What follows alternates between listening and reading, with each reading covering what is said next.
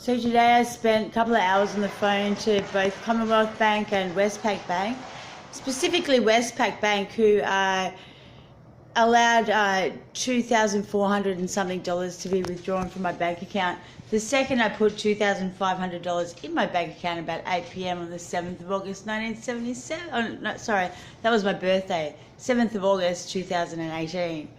So last night I went to the ATM in the city and I deposited $2,500, and by the time I returned back to my apartment in the Docklands, the money had been drained from my bank account, or all but $70 or something like that.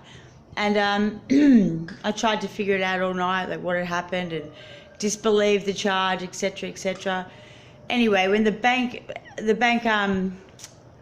customer service was open at 8 a.m, or when, like, you know, more services could be offered over the phone at 8 a.m. by the Westpac, I called them on the dot and I said to them, there's been a withdrawal of almost $2,500 from my bank account, and it wasn't me, and I didn't make that charge, I didn't make that purchase, I didn't authorize it, and I want the money to be, you know, I want the charge to be reversed, the money back in my account, and the payment to be stopped immediately, of which I recorded the phone call of, and I was not allowed to do that. I was told that I had to wait until the payment had, like, the merchant, whoever, like, the credit card payment went to. You know, I doubt it was even like a credit card payment, honestly. Like, I probably was just a, like, straight withdrawal from my account. It seemed very much that way.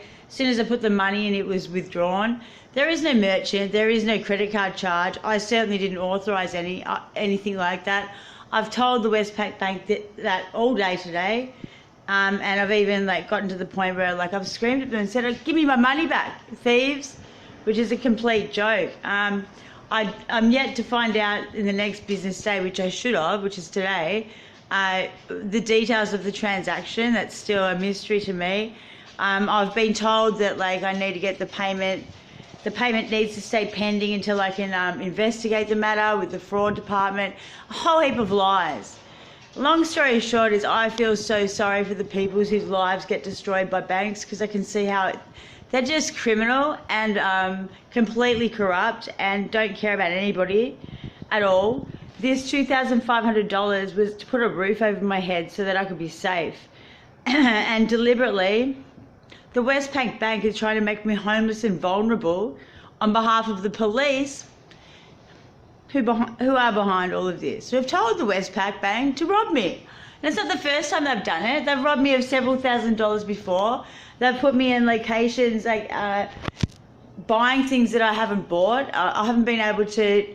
I mean, over Easter 2018, I had $400 withdrawn from my bank account with an ATM card that I didn't have, that I didn't activate, that I didn't spend any money on, and, like, should have never even, like, existed.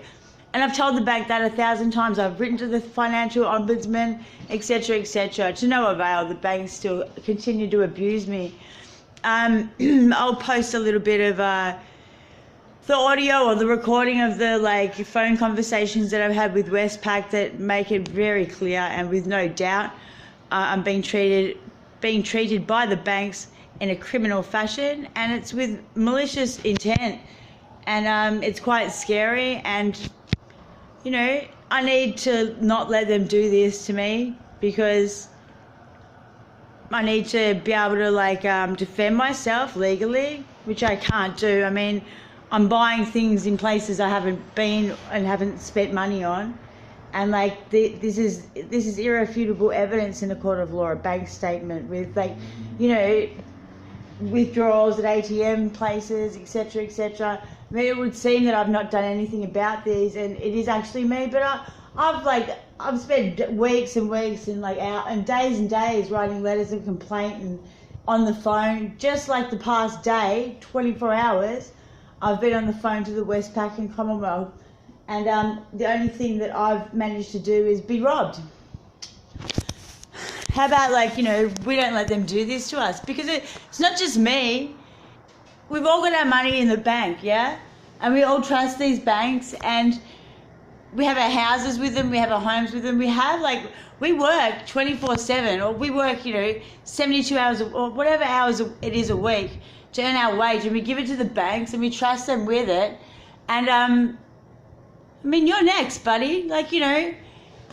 If it's not for me, and I don't expect anyone to care less about me, care about yourself, because I'm not kidding here. You listen to my recordings, you'll hear how criminal the banks are being, and help me hold them accountable. For your own sake. It's really frightening.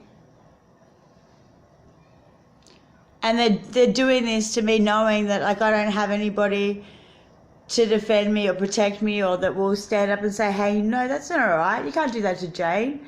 Because the people around me are the ones that are doing it too. My family and the police. I should be able to go to the police. Hey, police, I've been robbed by the bank. Do something. They're the ones who told them to do it. Because they're setting me up, and have been, and published some bullshit that I bashed up some old bloody woman. Which is a fucking load of shit. Anyway, you might understand what a load of shit it is when you listen to the bank and their treatment of me, because that's just the tip of the iceberg, Just remember, if they're lying and they're cheating and they're stealing and they're behaving criminally, well, who else is? Because it's not me. Don't let them get away with it, or try not to anyway. It's kind of like a David and Goliath fight, whoever won that. I want my money back, you pricks. Fully.